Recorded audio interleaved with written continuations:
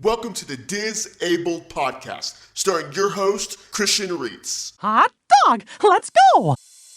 Welcome to the Disabled Podcast, the show that incorporates disabilities with the magic of Disney. Welcome to episode number 2 of season 2, entitled My Disney Experience Tips and Tricks.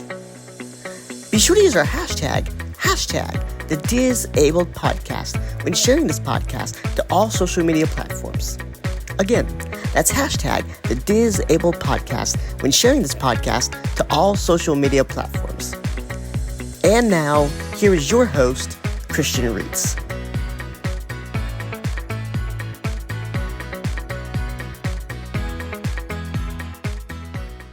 What's going on, everybody? Welcome back to Season 2, Episode 2 of the Disabled Podcast. We're in a brand new episode for Season 2. Obviously, I said Episode 2. So this week, what we're going to do is we're going to talk about my most recent trip to the Walt Disney World Resort that happened back in January. It was actually a birthday trip. So I'm going to give you some tips and tricks today of basically how I navigated Walt Disney World while being in a wheelchair. But it really doesn't have to apply to you if you're just in a wheelchair. It can apply to everybody. So let's talk about some tips and tricks about my trip to the Walt Disney World Resort. So my first tip I have for you is kind of something that we've already known, but we kind of learned a little bit more on this trip, and that is, of course, about weather. Now, Walt Disney World, and really just Florida in general, if you are a Disney fan and you've gone to Disney World frequently, you know about this tip, is that weather can be unpredictable.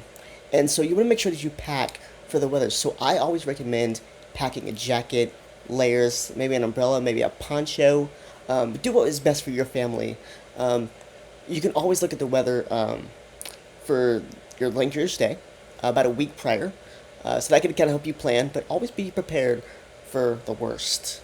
Because sometimes, again, Disney is unpredictable and Florida is really unpredictable.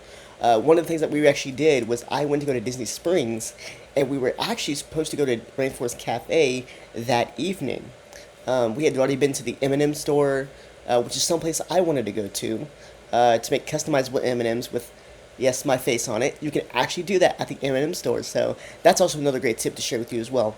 But we were supposed to go to the Rainforest Cafe that evening, and we actually ended up having to cancel it because of a torrential downpour. So you want to make sure that you are prepared as possible.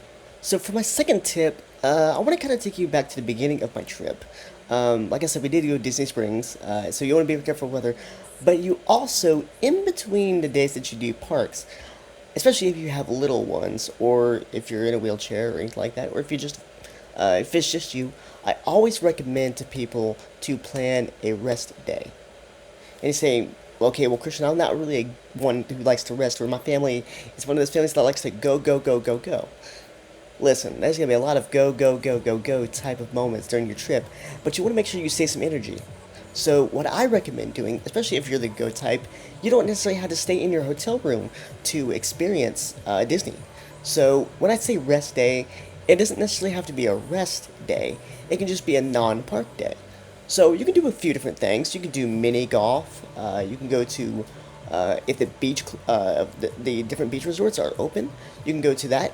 But one of my favorite things that I got to do on this last trip was I got to do resort hopping. Now, you may be wondering, Christian, what is resort hopping? Well, basically resort hopping is where you can go from one Disney resort to the next, to the next, to the next, all in a day. There's so many resorts to choose from, and so many ways to get there. Now, I do have to tell you something here because there's something very important that you need to know. Taking your car to a Disney resort is possible, but in order for you to park at a Disney resort, you must have a Disney dining reservation. So at the security at the front gate, they'll ask you, "Hey, can I see your reservation?" They'll ask you if you have a reservation there, and then you can park. But if you don't want to do that and you just want to go explore the resort, that is also another option. And by the way, it's free.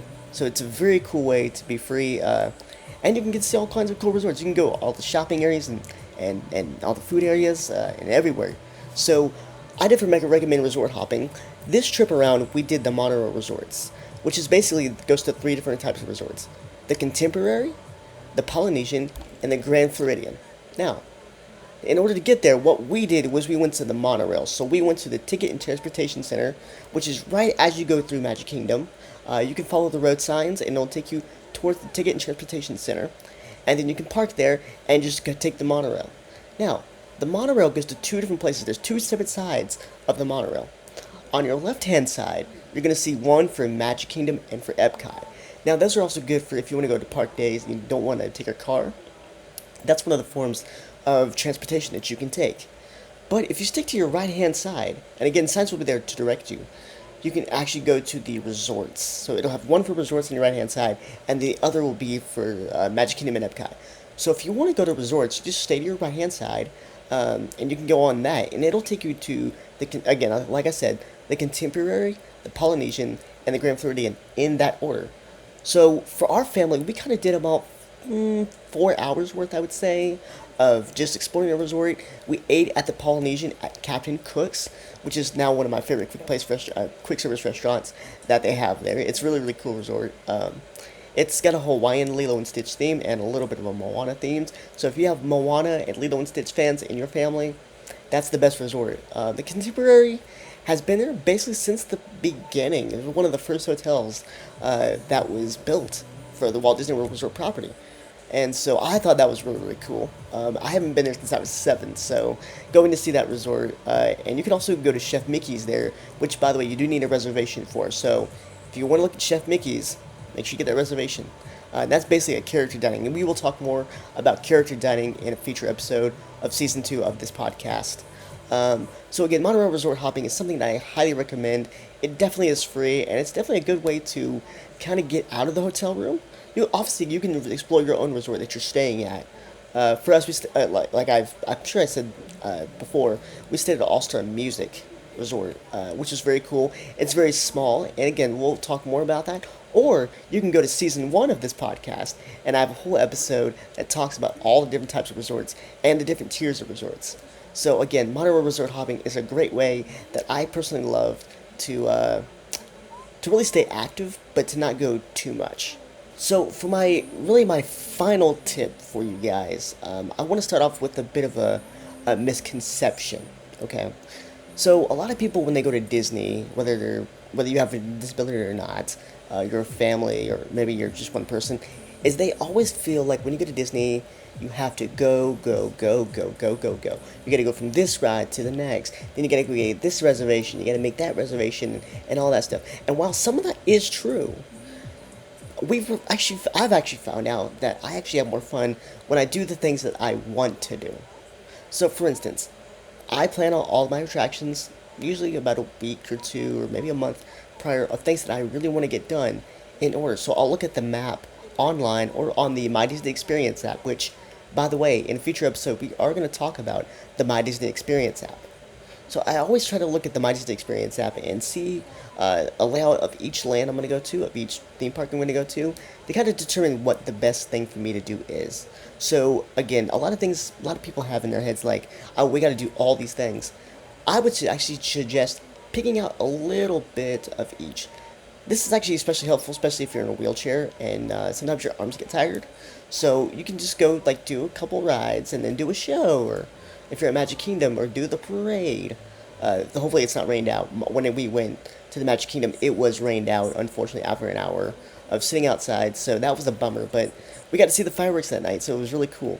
And that's also another tip, too, is if you want to see the fireworks, especially from Magic Kingdom, I highly recommend a couple different spots, so we'll talk about that in a future episode right here on Season 2 of the Disable Podcast. So, spoiler, just going to leave you on a little cliffhanger. That's going to be one of our future episodes. That could actually possibly be the very next episode. It's when we talk about nighttime spectaculars and entertainment and how you can navigate those, especially if you are in a wheelchair. So stay tuned. We'll talk more about that in just a little while later. So again, you want to make sure that you plan for what your family can handle. You don't want to do too much, but you don't want to do too little. You still want to enjoy your day. So for us, say for instance, Epcot. We got to do, it was actually during the Festival of the Arts, and so we did a little bit of exploring of the different festival booths, as well as some of the rides. So I wanted to go to Test Track. Well, on the way to Test Track, we would go to see some of the festival booths for food, if you wanted to take a little snack. And those food booths are typically pretty cheap for the most part. But again, another episode for another day. So that's one big tip I have for you is plan out your day, but plan out only the rides and attractions and shows that you would like to do. Because with the reservations and all that, sometimes reservations can be right on time, sometimes they can be a little late, sometimes they can be early. So you always want to make sure you plan your dining reservations and your attractions, and try not to burn yourself out, because that's really not good, especially if you want to have a magical trip with your family members or just yourself. Well, that's all the time I have for this week's episode of the Disabled Podcast, y'all. In just a couple more weeks, about 2 to 3 weeks, again, make sure you're tuned in to the Disabled Podcast Facebook page. We're going to do episode number 3, and I can't wait for you guys to see episode 3. I'm trying to work out what episode 3 is going to be, but stay tuned. It's going to be pretty cool, no matter what we do. Well, have a wonderful day, everybody, and we'll see ya Real soon. Thank you for joining us for this week's episode of the Disabled Podcast. Don't forget to use the hashtag the Disabled Podcast when sharing this podcast to all of your social media platforms. Have a wonderful day, everybody, and we'll see ya real soon.